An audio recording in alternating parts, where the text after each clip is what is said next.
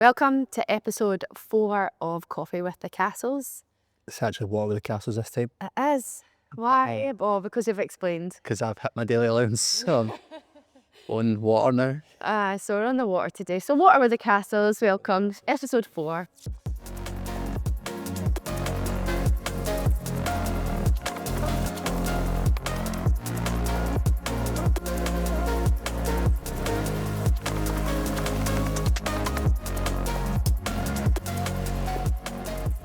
Today we are gonna first find out how much training have you got left today, Stephen? This week actually, because you've got a full day to catch up on. Yeah. So I was training today before this podcast, and I thought I was doing really well because I was like, by the way, I've caught up with quite a bit of work, but I realised the amount of work I've started to do, and I'm still fucking behind quite a bit. So I've still got a high rock session to do, which looks as if it's going to take about 80 to 90 minutes, and a run to do. And then tomorrow, being Saturday, I am going to have to get up and come in here for 5 o'clock and train 5 o'clock to 6 o'clock, 6 o'clock to 7 o'clock, 7 o'clock to 8 o'clock. So I've got a lot to catch up on. So a wee insight into like the conversations that we have at home. So what conversations did we have yesterday about your training? So This is like, we don't argue a lot, but this is the stuff we argue about. this isn't even an argument, right? I think listeners would actually understand and probably back me up here, right? So everyone backs you up. Natalie was away to a funeral yesterday, and I had Molly and Callan, and so that was you left about what 9? So you took Harper and Natalie, and then you went straight to 5. It must have been earlier than that. It was earlier. It was happy. So that's adding time onto my shift, right? So basically, your shift with 2 kids. Oh my god. Yeah. Right. So the audacity. He's eating that makeup brush. That's all right. So we've got Callan just sitting aside, just to clarify, we've got Callan sitting aside here while we film this. And he's currently eating a makeup brush. But yeah, that's another story for another podcast. Stop talking to him because he's talking back. So yeah, the conversation we had yesterday was that, as I said, Nat was about a funeral, then she was meant to be coming home. We'll add this in. Meant to be coming home, and about an hour later, now it was through in Fife, now Fife takes an hour to get home. About an hour later, she says, "That's me just leaving now." Right, so, sorry, dinner, right? So you know that's right. extended, right? So this is Natalie time now we're coming into, right? Oh, that's what, so is that the same as when you go training and then you say to me, no, you go training and then he says, oh, I ended up talking to Eddie and then I ended up talking to Chloe, then I ended up, you know what it's like, I was talking to people on my way out the door. You asked me a question, I am putting over, mate. I'm putting my case out first, right? So you just keep saying no comment, won't you? Right, so that was obviously, you came back and it was like 3:30 or something, you came back. Right, and by that point I must admit my head was absolutely fried because I had the kids all day. Callan had slept for 30 minutes, I think it was. My intention was that when Molly went for a wee nap, I would try and get a wee snooze as well because I was fried, and but she didn't nap until you came in, and by the time you came in, Molly was lying on top of me. I was feeling a bit fucked myself, if I'm honest with you. I was feeling tired, mentally drained, and you had said, go to run. Now, if you are ever someone who experiences a bit of mental drainage, right, you're at fucking 0% battery, right, in your phone, and somebody comes in and says, go and run. Like, there is no fucking person out there that would go, okay. Yes, they would. Feel shite. I say this all the time. Like, high-performing athletes. You used to run then? Can go out and I'm not a high-performing athlete. Could be. I'm a mathlete. I'm a dathlete, so. You. So yeah, that was why I didn't train yesterday. And because I didn't train yesterday, I've now got a lot of catching up to do, right? But I'll catch up. Like, I don't see the point in half-assing a session. I don't see the point in coming in here yesterday, feeling sorry for myself, starving, tatted to always like starving. Yeah, because I'm an athlete. So that was why I didn't train yesterday, and now it's fucked me because now I'm having to play catch-up today. So that's hence why, like, the sympathy level suddenly goes lower and lower and lower as the week goes by from me. Well, I give you a bit of sympathy, and then I'm like, we'll just go and do one thing at least, like go for a run or do your high rocks session or go in and do your strength. And you say you're going to half-arse it, but that's mindset. I didn't have any strength whatsoever to do yesterday. Yeah, but the strength session was to do the day because it's the exact same. I had banded deadlifts yesterday and I had banded deadlifts to do the day. So I'm not going to go banded deadlifts 2 days in a row. So I wasn't doing any strength training yesterday. If it was strength training, I would have done it because it's lower intensity. But asking someone when they're fucking fried on like 0% battery, that's every day. I'm every day. go and do a run or go and do a high rock session. That's me every single day. Well, there's a difference between training and actual exercise. Let's just say that. So that started off well. Hey, to be fair, right, my training... This has been a trap, by the way, right? Because before this podcast, you had said to me that we're going to talk about the Cassells games and we're going to talk about home life. Now all of a sudden we're talking about my fucking diary. Yeah, much training. This has been a trap from the get-go, this episode. So let's just dive into the stuff that we're meant to be talking about. Okay. Rather than catching you out here. Yeah. Right. So, carry on. I thought I'd just ask you how your training's going. I think that's quite a nice thing to ask. You didn't ask me how much. I mean, you didn't ask me how my training's going. No. You didn't ask how my training was going. You asked how much I've got left. Well, the difference there, that's a mindset shift. Alright. Your training has gone. I watched your training. Your training is going well. I mean, you've got a really sore knee now that you don't moan about. But I don't moan about it. Don't moan about it, but I hear about it. I don't. I've been doing the high box jumps. So what's the high box jump? Is it 30? 30, I think, aye. 30. I've been doing them, but then because it's the same height as my hip, when I went to jump, I bumped my knee on the box.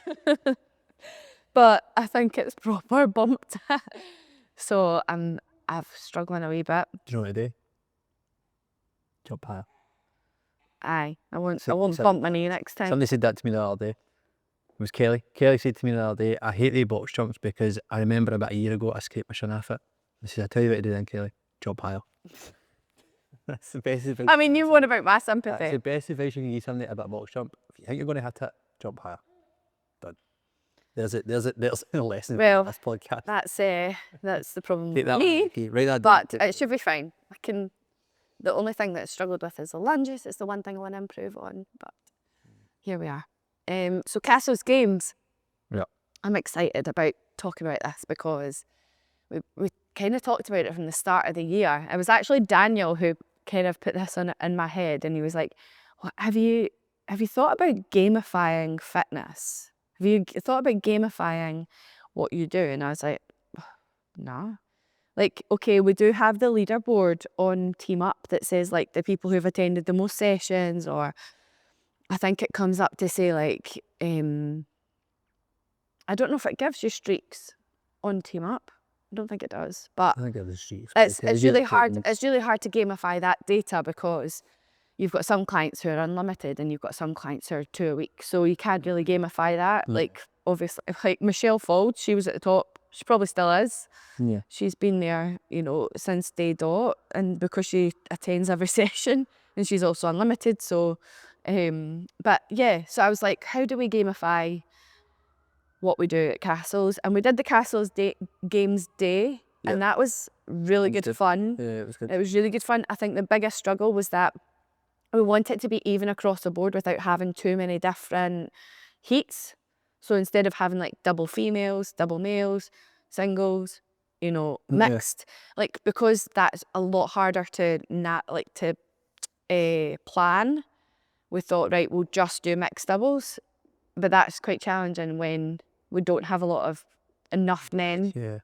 So even this way is better because it's like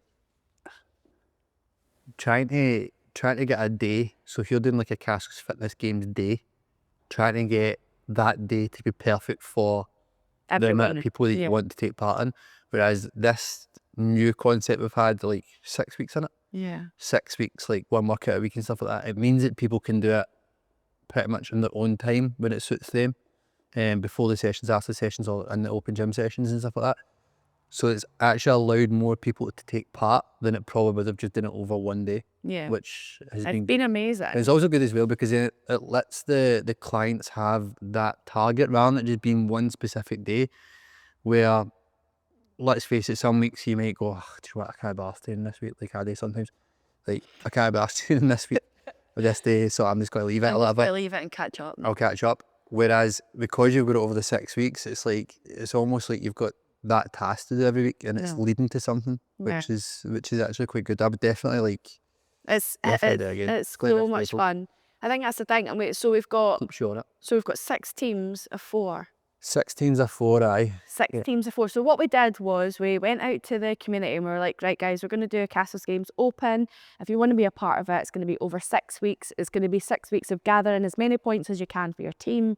And then at the end of the 6 weeks, we will have like a finale day, and whoever comes out on top will be like the bragging rights for the winners of the inaugural Cassells. Yeah, we gave the community the choice of what the prize would be, type thing. Yeah, we gave the option of like a money prize, but people weren't really in it for that. They just wanted it for a bit of fun. It's another way to keep everyone engaged and to give people a bit of a challenge over the 6 weeks, and it's been amazing. So the way that we planned it out was total number of clients who wanted to do it, and then we split them all into teams, and they've all got their own team WhatsApp chat. Yeah. And then what we did is like they've all named their teams. So we've got Krakken names, the Iron Maidens, Adam's Angels, The Gym and Tonic. So the teams are great, and they've all kind of got on board and really took to it and embraced the fun. Yeah. And then what we did was we said, right, there's going to be minimum points that are earned every week. So the minimum points that are earned every week is the Cassells Challenge, which is like a 10 to 15 minute challenge. It's either time or for reps. And Callan's buzzing about it. It's for time or for reps, and then whoever comes out on top for male and female will get extra points for their team. Yeah. But everybody has to complete the challenge. If you complete the challenge, you get a point for your team. And then you get a point for your team if you do a 5K or more, but as long as you do that. And then you get a point if you attend a minimum of 2 sessions a week. Yeah. So that was like the baseline points every week. And then on top of that, we've added bonus points. So like for the High Rocks week, we added bonus points for that. What else did we add bonus points in for? Oh, for the open day. So we did an opening day. That was the relay. So fun. Yeah. The relay day. The relay was actually really good. It was probably the noisiest this place has ever been. Aye, it was wild. It was absolutely wild. It was. It was a Sunday morning. It was like an hour and a half. Get in, do it, get out. But everybody just came in. Everything, aye. So we had planned a workout type thing, and Natalie and I were both questioning how it would work and stuff like that, and whether people would take to it and give it the way we wanted it to hit it. And Jesus Christ, man, they proper went for it. So it was like a relay of, what was it? It was like a shuttle run and a five burpee burpees to plate. So it was like a shuttle run up the gym. In the middle of the gym, we had the plates lined up. They had to do 5 burpees to plate. They had to go into the ski. And 250 or 200 on ski. Yeah, so it was like 200 metres or something. They had to hit like a sprint and then go back to the team and tag the next person in. So they had a total of 8K, was it? No, it wasn't 8K. It was shorter than that. It was only like, I want to say it was 1.4K. Oh, 1.8. It was 1.8. It was definitely an 8, aye. So we had this idea in our mind, but then what we didn't want is people just standing about for too long, and that was one of our biggest concerns. But when it started, my God, the team took off. In fact, some of them were actually hanging at the door for a bit of fresh air, saying to me, like, I didn't expect to train this hard today. I thought it being a relay, it wouldn't be that bad. And then we finished on the row, so they had to do combined 2K in a row. Is that right? 3K? I can't remember what it was. It's either 2 or 3K in a row, but it had to do it as a team, so you could chop and change it, and that was where we tried to get a wee bit more teamwork involved. So the first bit was just an all-out sprint where there was no like structure to it, as in there was no like tactics to it or anything like that. It was just basically go out hard, smash yourself in half, and and try not die. And everybody was like absolutely good. In fact, a couple of people actually said we should do that in one of the sessions because they've never worked so hard in their life. And They're then competitive. after that, once they hit the 1.8 on the ski, they then went on to the row, which was, again, as I said, it was like, I want to say it was 3K. 3K as a combined team of 4 had to hit 3K. But that's where the teamwork and the tactics started to come in, because it was like, do you cut down on the amount of transition times you do, or do you try and make it efficient? So it was like some teams were doing like 30 seconds a lip, some people were doing like 200 meters, some people were doing like a wee bit more or a wee bit less and stuff like that. So it was good to see the strategies that were in place and who had got the strategy right. Like, I think that was the thing for me. It's like, it's all very well and saying like some workouts and that, it's all very well and saying like you program these things, and it's good to see people going for it and like, you know, ended up like pushing themselves max effort. But it's good to see the strategies sometimes, to see what method works best for the most efficiency. Yeah.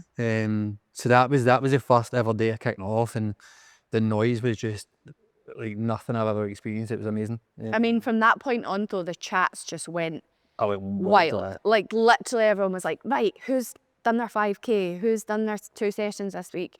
Who's doing the challenge? When are you doing the challenge? Can we go in together and do the challenge? Like, it was so good.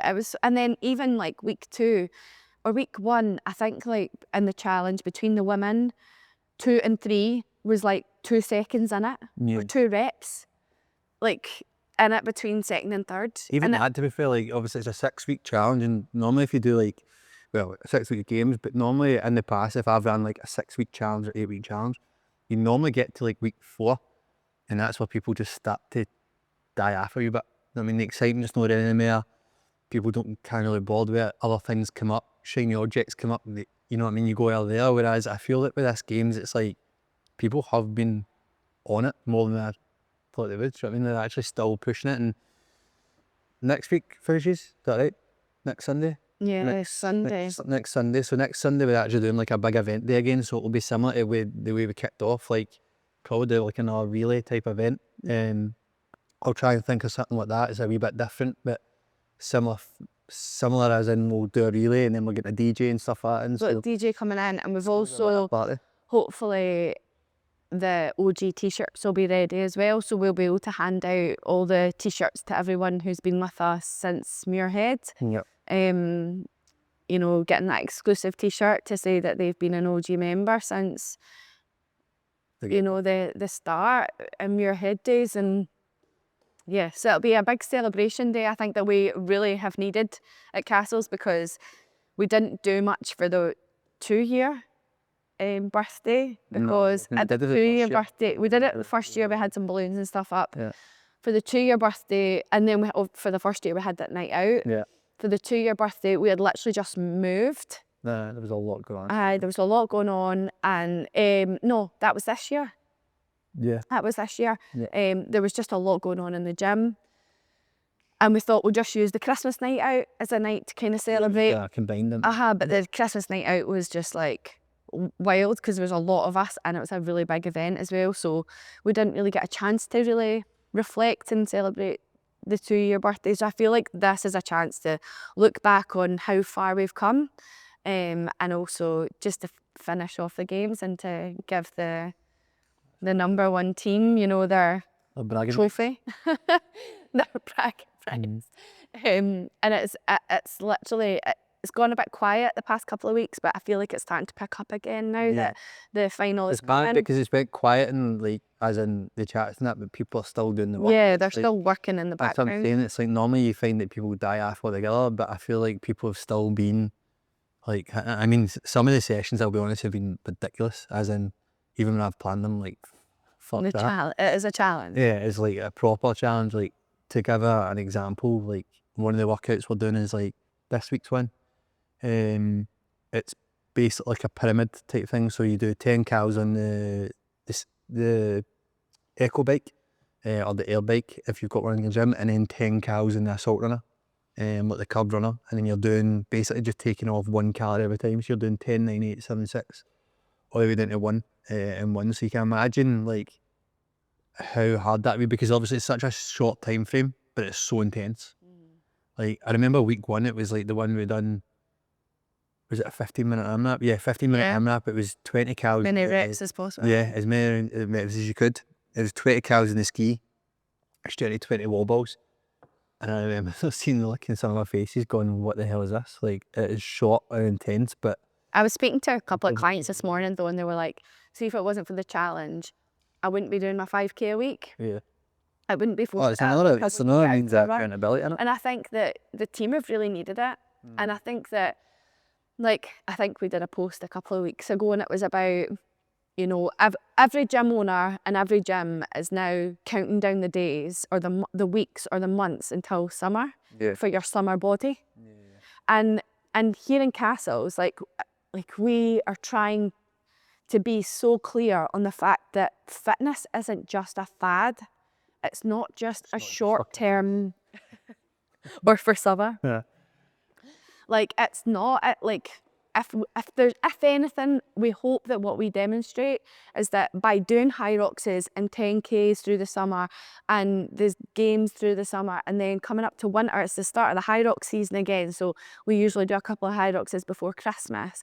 And like, but not just that, when we come into the gym, like I've trained in the 9:30, like these people that I train with, they're friends. Like, I'm getting to know them and their families, and just push them. like, Me and Harper, and I was like, don't switch off it. Like, so many people, it's like, how many times have you spoke to people that do these things for summer, and then the summer holiday comes, and then all of a sudden it's like you don't do fuck all until the next year, until they leave it till summer again. Whereas if you keep yourself that constant busy way, like, if something, like, as we said to all the clients, like after High Rocks Glasgow, what we said to them was, make sure you've got a goal beyond the goal. And I was like, it's so true. Like, if we consistently have things in the diary planned to do, little challenges or even just the hill walks, and like even these events, it's like you get that post event in it. Yeah. Like, so many people slump when, like, if you go and do like a 10k event, or like if you plan something, or even like your holiday and stuff like that, like so many people try and get in shape for holiday and stuff like that, which is great. It's amazing that that's a motivational driver for you, that gets you started doing something. But not having a goal beyond the goal is where a lot of people just kind of, it's a downfall, because it's like, not only you having that post holiday blues, which you all get because it's all like sunny and that, and then you come out a day like this and it's like fucking pissing the rain and that. But the post-holiday blues are made so much worse if you've been doing something where you're trying to get in shape for it, because it's like, you've got the endorphins are trying to get in shape for it, then you've got being in shape for it and like getting the nice pictures and stuff like you wanted, then you've got the summer like vibes of your holiday and stuff like that, and what you've worked hard to enjoy and stuff, then all of a sudden nothing. It's like the best thing, people say, like, in terms of holiday and stuff like that, the best thing you can do is after your holiday, I mean, like, go and book another holiday, so you've got something to look forward to. That's the same as fitness. If you're going to do a 10k, like, rather than going 10k, I've done it, I've smashed it, I've reached my goal, that's it, and almost like wash your hands of it, set the next one, set the next stepping stone, because it's like, that's what's going to like pick you up again. Because I guarantee after a holiday, after an event you do or whatever, you're going to hit a massive dip in terms of your motivation levels, in terms of your drive and stuff like that, where it could actually get into your mental health as well. So it's like having the goal beyond the goal, or going like Glasgow, for example, you've obviously just done. Like, we don't get that chance. Like, you reflect on it like a couple of days after, because you're sore and stuff like that, and you probably aren't training again until like half a week to a week later. But at the same time, then you don't get that option to extend that by 2 weeks, because you go, shit, I need to get my act together, because I've actually got this event, I've got Barcelona in 5 weeks. Do you know what I mean? I've not got time to sit a bit, feel sorry for myself, and you know what I mean, you reflect, you move on, you go, right, next step, I need to push on again. I think for me as well, what we've noticed with a lot of clients, or with us in particular as well, your spending habits change. Like, we rarely get takeaways. We don't go on nights out. Let's see, we got it. We don't go on nights out. We don't spend money on like going out, even out for dinner.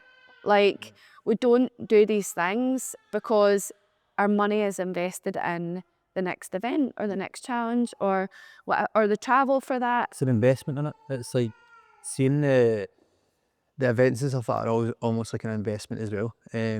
Where the money we use for, say, that event, that particular event or whatever, if that money is there, we probably would just spend it on shite, let's face it. We'd spend it on takeaways, we'd spend it on like fucking chocolate, or you know what I mean? Or just like a random stuff in the shop that you probably don't need. Bits and bobs and stuff like that we probably don't need. But whereas having that already locked in, it's like, right, well, we don't get that chance to whittle that money away. And then also as well, like, that's also a motivational factor for me, is like, see if we pay for something, then I'm more inclined to do it. Yeah. You know what I mean? Because there's skin in the game. So for example, even for talking, say, in the last episode, we spoke about like my recovery and stuff like that, and my stretching and stuff. Where that's kind of changed the game for me is like, I never really, not that I didn't value it, but I just couldn't really be arsed with it, like stretching and stuff like that at night. Whereas now, I've noticed a massive difference in my adherence to stretching and stuff like that every night, because I'm paying £8 a month for that app. Yeah. And that sounds stupid because it's only £8 a month. Like, £8 a month is nothing you think at the grand scheme of things. However, I've got skin in the game, so it drives me to kind of to do that. Do you know what I mean? It's the same in these events and stuff like that. But it's like, it drives you to do that. Yeah. So, Yeah. I think that's the thing. Like, people look at people who do the gym and they're like, oh, I'd love to be like that, but I just don't like the gym. I think there's most days you wake up and you go, I can't be arsed going to the gym. even though I'm sitting here, I've got a training session after, so I can't be arsed. I mean, but then the reason why we do it is beyond. It's now for us beyond physical in terms of how we look. Yeah. It's more practical, as in functional, being able to run after the kids and be able to be healthy. Is it not? Healthy and keep up with all this noise. And also, like, it's about us challenging ourselves physically and mentally to be able to do these challenges and then enjoy them as well. And then I think finally for me, it's about traveling the world. Yeah. Like, that's the biggest. Really good excuse. It's not even an excuse. Like, well, yeah, it is, but we would have never made the priority to travel. It's also a good means get to. seeing places that we maybe like spoke about. I think we said this in episode 1 as well, where we said like About Vienna. Vienna, for example. Vienna is a place that Nat and I have always wanted to go to. I still don't know why. If I'm honest with you, but it's always been beautiful one of the places we want to go to. And then High Rocks being there just allowed us that opportunity to go, right, well, let's go and do it then. Because not that we wouldn't be going for a purpose, like if we just travelled and visited it any other time, but it was almost just that we kind of push to go, let's do it. It's like, even we're talking about maybe going back to South Africa and stuff like that, and it's mad because South Africa has a special place in our heart. Like, obviously you were born there and stuff like that, but I mean, that's where we get engaged. And it's like, that's, there. yeah, exactly, and that's already like a drawn factor towards going to South Africa. But at the same time, we now sit here and go, let's tie it in with High Rocks. Yeah, let's do Cape Town. You know what I mean? Yeah, in a couple of years' time. That works, but and take the kids and do Cape Town, but then also do like safari. And I mean, having young children and then being able to experience the world like that, and all they kind of do is spend a couple of days at High Rocks with us, and then the rest of the holiday is about them, or is about us as a family and making experiences together. Yeah. I suppose that's what we did when we were in Paris, and we were exhausted, but it was worth it. Really? Yeah. And then obviously our next one, Chicago. Yeah. For the World Champs, and we're currently planning like our summer holiday around that as well. So off to Canada for 6 days to enjoy some time together and make memories, and also tick off a place in the world. So off the back of that chat about Canada, right? So I'm going to spin this a wee bit, because I feel as if we've spoken about the games there, obviously, and we're developing on High Rocks, but we're obviously speaking about family as well. That's one of the important things. So this morning, I don't know why, right, but Molly said something about a bear, right? And Harper said to her, don't you start that nonsense about a bear again. That's what she said to her. Don't She start did that nonsense for sure. Don't you start that nonsense about talking about bears again. I thought, oh, what? Right? So I don't know where they've got this way. Obviously, like, Molly's obsessed about talking about monsters in it, right? Monsters, yeah. Monsters and spiders. Monsters and spiders, right, which I get, but I don't know where the chat came through for the bears, right? But that's what Harper said the other day. So then Harper said to me, you know, Daddy, because there's no such thing as bears.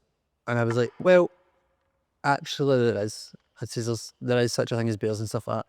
And she was like, no, there's not. And I said, no, bears are actual real things. And she went, no, I only make up stories. And I said, no, bears are real things. I said, you might actually see a bear in Canada and see the look she gave in her face of pure terror. Because she went like that to her and went, what do you mean bears are real? And I was like, they're real. And she went, yeah. But when we go on holidays, you'll be there, won't you? And I went, yeah. She went, so you'll help us with bears.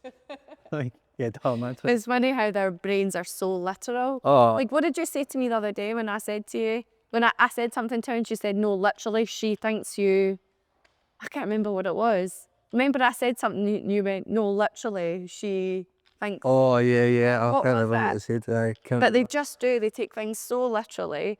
And then you're like, oh, Yeah. maybe I shouldn't have said that, or maybe should have said that I differently. can't remember what that was, but she took it so to heart and literal, like she thought that that's exactly what you meant in the evening. I know, it was I can't remember what it was, but anyway. But yeah. And then, yeah, but talking about Harper, she's got school this year. Yeah, so in terms of family life and stuff like that, obviously we didn't speak about that in the last podcast, so we'll speak about that this time. So obviously that chat there about the being on holiday and daddy fighting bears.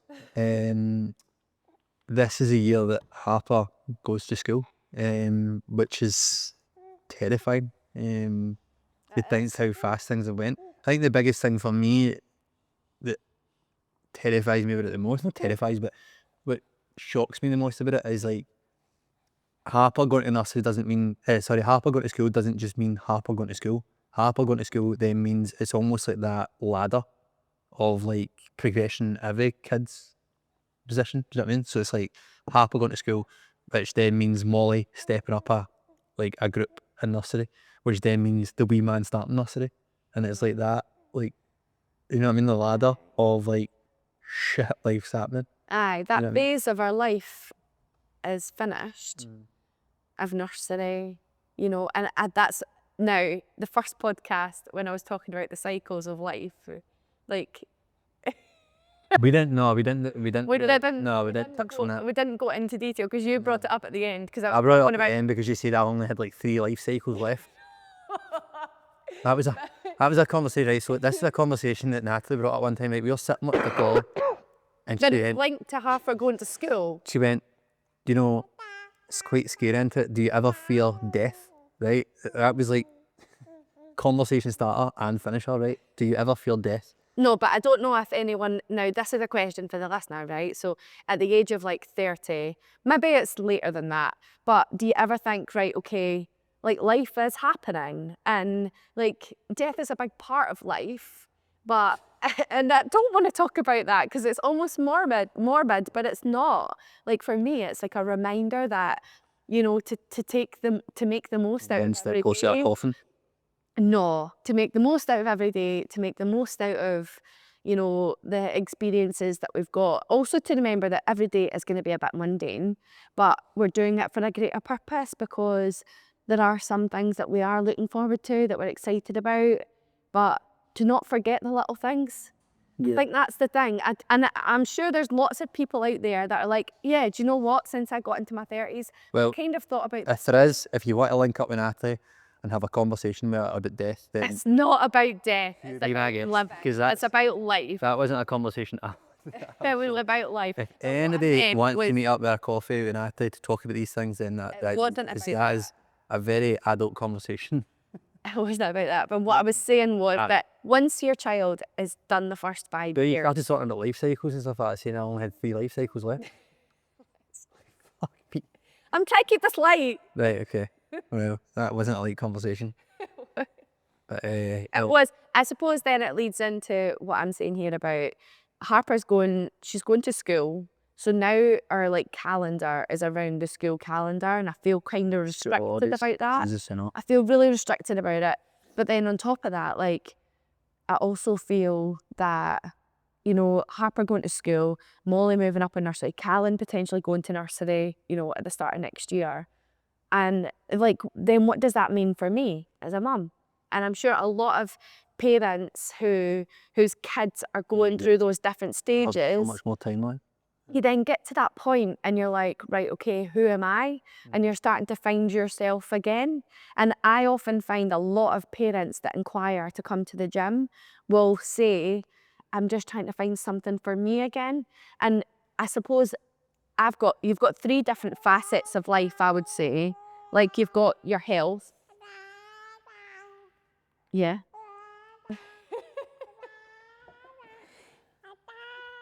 Do you want a podcast too? Well, you even said that to me, didn't you, when you were pregnant? You basically said that after Callan, you would essentially get your body back. You've not had your body and Yeah, because I was breastfeeding. Yeah, I've been pregnant and breastfeeding for all that time. So like, I've got my body is mine, you know, apart from when I have a child on it. I'm taken. No, it's fine. I think he just wants a chat. He's He's giving us the warning. get that boy a mic. Time is done. Get that boy a mic. The minute you started talking about death, eh? But no, what I mean is that He's got 20 life cycles. I suppose for me it's just about like as a mum, what's next? And there's 3 parts of life. You've got your health and your physical. You've got your health and your physical, you've got your career, and then you've got like personal goals. And I think that they're also separate, but I think personally, I feel like I'm really flourishing, like in terms of wife. What would you score me for wife? All right. Wife, and then for like mum, you know, I feel like I'm way more present and around my kids more than I ever would have been had I not made those life choices to like quit my job and kind of help with the gym and kind of take a more leadership role in the gym and a coaching role. If I hadn't done that, I wouldn't have had as much time as I do with the kids now, and I probably wouldn't have enjoyed parenting as much as what I have, having to juggle work, but having to juggle someone else's work, not work that I can control. And then I think the only thing that I feel kind of unfulfilled in is career. And I don't know if there's other mums out there who feel the same after you've had your last child and you're going back to work, or if you have your own business, whatever that is. And I suppose for me, it's just, I'm just at that phase of life where I want to do everything, but I don't know what the thing is that I want to be known for, or what I do really well, and I'm really searching for it. And I suppose the message or the things that I've been researching and kind of learning, or that I've really taken away from maybe podcasts or books or things that I've been researching into, is that give yourself the time to do it. Like also, for me, you've also had a big change as well, to be fair though. It's not like you went back to a previous role and you know what I mean, you've already got that, I don't want to say authority, but you know, you've got that. No, I had that respect. Yeah, and you had that like kind of thing about it where if you were to go back to that again, it's like if you look at a career like a stepping stone type thing, you were already kind of high up that chain of like people respected you, people like you had some form of authority there and stuff like that. You knew you were well respected, you knew what you're doing. Whereas you've obviously, you know, being pregnant, had the kids, changed your career. There's different, like there's certain similar aspects to, you know, what you've done with Netball Scotland and what you're doing now with Cassells Fitness and stuff like that. But you've almost come into like a different industry to what you were doing. So it's like you have had to pick up like kind of wee bits and pieces and stuff like that along the way. And Yeah, I've learned so much. Yeah, I suppose if you look at it that way, it's like if you looked at a career stepping ladder, you could have been up here with Netball Scotland and then going back straight into that. Whereas what you've done is actually came here and then you know what I mean? I'm working my way back up again. It's like really humbling to like try your hand at the industry. It will be all over the place. But what I've started to learn over time is to trust my instincts, and also to trust my past experience is going to help me through. Yeah. I think it really has. I think the business has brought up so many different challenges as just in general, like running your own business does bring up a lot of challenges, but I think it's just more the concept of changing industry has been massively challenging.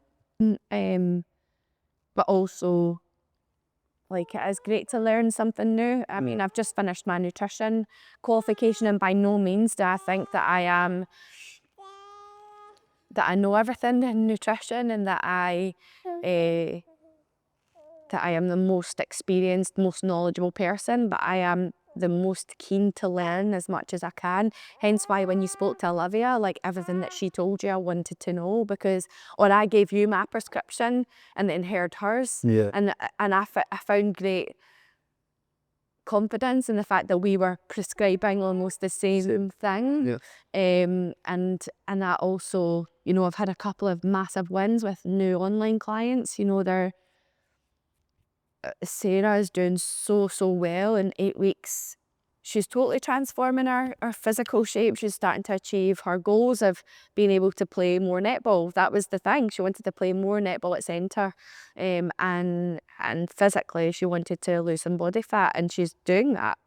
And so from my perspective, I'm just really, I'm so out of my comfort zone. I feel so out of my depth, but I'm also really excited and to learn more and to develop more. But also, I don't think that's where it ends. Yeah. And that's the place that I'm at. I'm like, okay, I could be a really great online nutrition and lifestyle coach. I can give so much value to our current clients, and have that self-belief and self-confidence has taken a long time for me to find. I think you would probably agree. Over the past year, I've really done a lot of like work on that for myself, but I think there's still so much more to go. Yeah, definitely. But I think as well, it's like the takeaway from that as well is like you've got to look at the amount of clients you've helped, even in Cassells just now. Like a lot of the big transformations we've had and stuff, you've been dealing with, Like the nutrition and stuff like that. Yeah. Do you know what I mean? Accountability. But I think for you it was because you were coming in that industry where I've built up like authority and stuff like that and respect in this field, and like I'm a name that people know and trust and stuff, whereas you were coming in and having to establish that. Yeah. You know what I mean? But I think you've shown it. I Shown hope, you can yeah, I think that's the thing. But I hope for any mum or any parent that's listening or watching kind of takes away from this, that, you know, taking yourself out of your comfort zone and going trying your hand at something new is so scary. But there's actually so many more people in your life that are probably doing that already. And okay, it's maybe in like different things. It might be through career, it might be personal, it might be health, it might be relationships. It could be like, you know, deciding to do something different. But it's all the same concept. It's change, it's putting yourself out of your comfort zone, but it's entirely possible to then maybe find a new passion, something that's more exciting in life. Yeah. got it? Well, yeah. Good? Yeah. Yeah? Happy with that? I'm gonna get belty with this now. Alright. Yeah, so just go and put yourself out your comfort zone. If you're not happy with what you're doing now, make a change. And it's hard. Keep the leaf in it. I mean, I'm still trying to work out what I want out of life, my career. Maybe 3, But we are still, I think the fact that I know that then means that you're opening yourself up for opportunities. Yeah. I think that's good. Take a leap. And yeah. There's something else I was going to say there. My brain has gone mush. Because the wee man's distracting me. Yeah, the wee man has decided that I think that's done. That's it. Cut. Episode 4 in the bag. So that was all things Cassells Games, which will run again in the future, I think. Yeah. With the success of it. And then a wee bit about home life and also career as well. Aye. As well. A few wee pointers. And if you want to reach out and chat about whatever we've talked about on the podcast, please do send us a message on Instagram or comment below, or, you know, and make sure you like and subscribe all of our content because it helps people find us. But thank you very much for watching and listening today, and we will catch up with you for the next episode. Yep. See you later. Good. Thanks. You've done a big Yep, that's why I handed it.